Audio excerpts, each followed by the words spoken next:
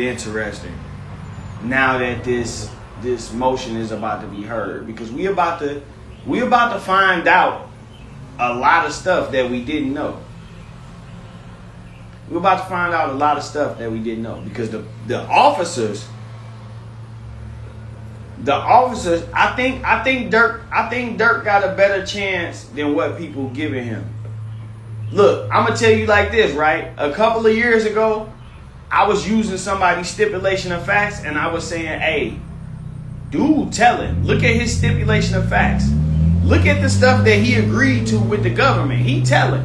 And everybody was arguing me up and down. You can't say he telling because his plea agreement don't say that he agreed to testify. If you go and look at Mike City AJ plea agreement, he don't got no agreement to testify. He ain't got no 5K1. He ain't got no Rule 35. But because people want to sensationalize the story and make it look like Dirk is down bad and,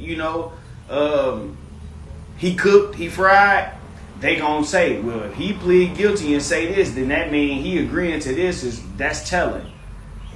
They ignore when it's people they like, but when it's somebody that they want to use for a headline, they'll say that. So I just say don't believe the headlines. You know what I'm saying? I just say it like that. Don't believe the headlines. Don't take the headlines and just run with that. But this Big U situation, we about to find out a lot of shit, because these agents gonna have to get on the stand and testify. They gonna have to testify to how they interpret things. They gonna have to testify to what evidence they've been exposed to that makes them interpret things like that.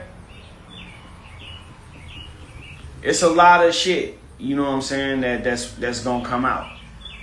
And I'm interested to see what all it is. Because this agent, a lot of this stuff that he was saying, it comes from Big Dale. And now they got, it's actual recordings of Big Dale on the internet talking to Loose Cannon. During this investigation time period. How is that gonna hold up when you get to talking about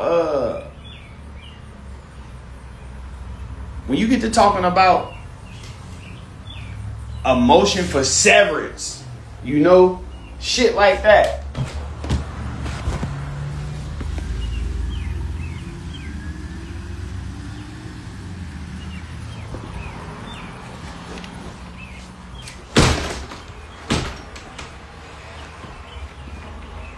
Big U a motion for severance if you have a co-defendant who is blaming everything on him. Because those are what you consider antagonistic defenses. If I'm going in here saying one thing and this dude's saying something else, that's an antagonistic defense. They have actual recordings on the internet. They can have actual recordings on the internet, bro. Loose Cannon, Big Dale, Wack 100, on phone calls with Wack saying yeah, Dale told me this what he was doing, and you putting him and Loose on the phone, that's people could consider that collusion. One could consider that collusion. So how does this officer get on the stand and testify? Yeah, I made this statement based on this information that was given to me by this victim. And then you got the victim on the call with the alleged suspect laughing and saying, oh man, there's some stuff I would like to tell you. That's giving off the impression that he hiding something. So it's a lot of different angles. To beat this from, but I'm interested to see how the government is going to present what they going to present. I'm interested to see. It seemed like as soon as I came out here, hella stuff started going on, bro. I'm just looking at her it's motion. But yeah. The hearing probably won't happen until August. You know what I'm saying? The trial won't be until 2027. The trial won't be until next year, but the hearing for this will be probably next month. In the meantime, though, status conference coming up. And in this status conference, they're going to be discussing what evidence they plan to use. You know, people going to be, you know, setting their boundaries, so to speak. The government and the defense are going to be setting their boundaries, what they plan to use, what they plan to introduce, how it's relevant. This is an opportunity for the judge to look over this stuff so they can have all this stuff in order.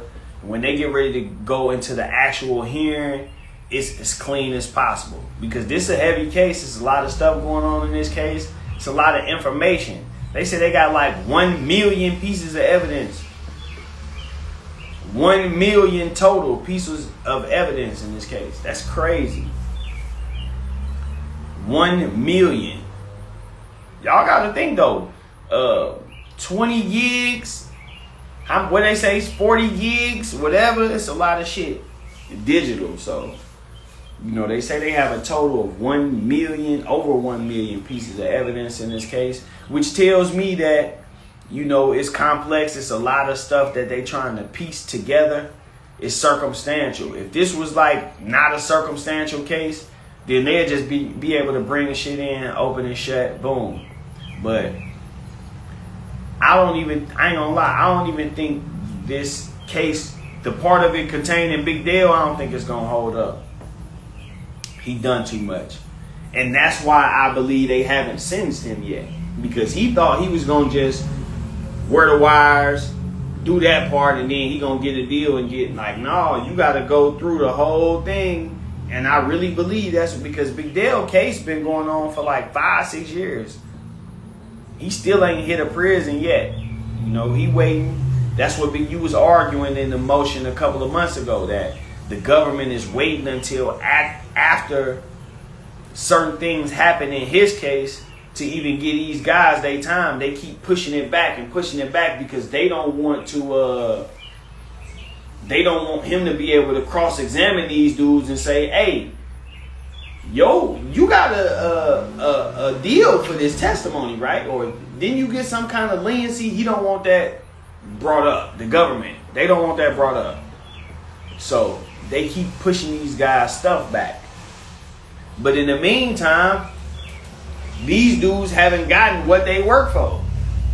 So you got somebody like Big Dale who been in jail a year or two now and still haven't gotten a deal that he thought he was going to get. He thought he'd be coming home by now. You still got work to do. Because they still have to make sure everything that you told them was factual and holds up. And that's going to be hard to do when you got Big Dale out here on the phone with Loose Cannon laughing about this crime. Like, you know, Loose Cannon like, yeah, remember we did that? He like, man, laughing. Ha, ha, ha, ha, ha, ha. Man, you crazy, man. You ain't recording me, is you? I can't talk to you because you might be recording me. That's implying that you have something to hide. If you tell a person you can't talk to them because they might be recording you, that's implying that you have something to hide, bro. That's anybody could infer that from that. Anybody who hear that, they're gonna be like, damn, he must be hiding something. That's how they gonna look at it. And when you look at it that way, shit. Credibility ain't no good. But we'll see. The funny thing is Wack orchestrated all of this and he ain't came up yet. Wack is the orchestrator. From my point of view, the way I see it, I mean, he pretty much telling us that. Yeah, I had put Loose and Big Dale on the call. They was on my phone. Notice he said that they was on my phone. Dro, what up, bro? I got Loose and Big Dale on the call. They was on my phone. He putting himself at the center of this. Yeah, Big Dale told me that he was doing this and that. Yet somehow this dude is he's still upset and arguing, adamant about the fact that he's not involved in the case. Y'all peep that? I ain't involved in that case, man. They keep on quit capping on my name and all that. Man, bro, you putting yourself in the middle of this. You putting yourself in the middle of this.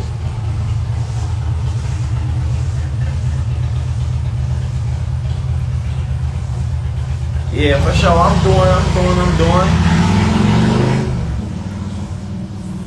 So I'm very interested to see how it's gonna play out now that we get into this part of it. Now that we get into the part where you're gonna have to actually go in, and these agents gotta testify, and they gotta talk about how they came across certain evidence, because this is the motion to suppress. So all of the evidence and information that was used to get the search warrants, they gonna be getting questioned about that. I want to hear what come up. I ain't gonna even lie. I want to hear what comes up. I'm interested to see. Because like I said, the agent is not going to have to he's not going to just be going over what, information he received. He got to go over how he received that information. He got to lay a foundation for that. Okay, you said you believe this mean this. What prior, information did you have, or what prior training or whatever did you go through that made you think that this is what that means? And 9 times out of 10, I think that he got a translator. Like, he got somebody that's sitting next to him that's saying, oh, when he's saying this, that mean that. When he doing this, that mean that. And they probably spinning the hell out of him, but he willing to go off, he willing to take it and go with it just because they giving him some information that he want to use against Big U. But when you go back and look at the whole situation as a collective, the entire situation, there's no way these wiretaps can stand. Not in my point of view. Everything that the government done argued down there is actually coming from their side. They saying Big U obstructing by calling these dudes by name and saying that they doing some nonsense. But these dudes is sitting around recording themselves, talking about how they, oh yeah, man, that was all Big U, man. Yeah, that was Big U.